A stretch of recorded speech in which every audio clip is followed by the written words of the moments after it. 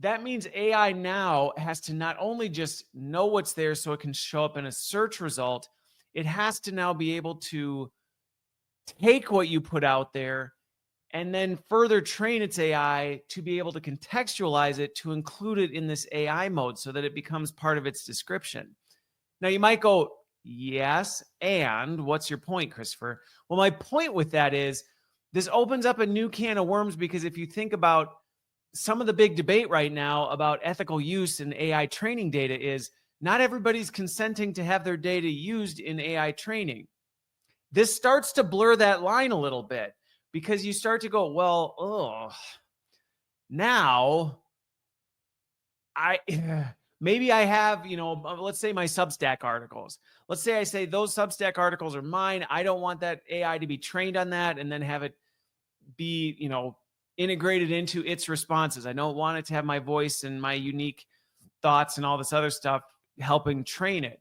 But now that's not just hey, I just don't want that incorporated into the AI training model. That now gets tied into, well, yeah, but then that's going to affect how AI prioritizes and ranks you. And I don't know that they can actually turn that off because you would have to completely opt out of Google's crawlers. Like you'd basically have to say, I want to be obsoleted on the internet to not be included in AI's training data, specifically with Google. Now, I'm not going to get into, so are they doing that on purpose to get around some of these?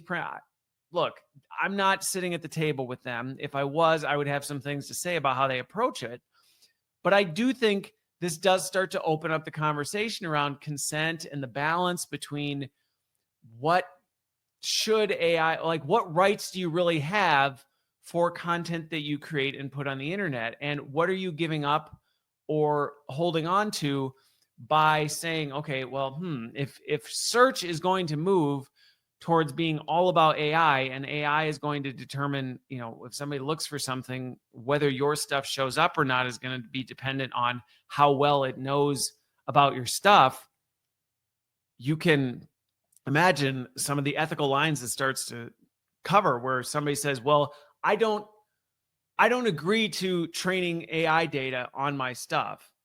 And Google can have a little bit of a loophole now going, well, we're not officially training our data on this. We're just crawling it so it can be included in AI search.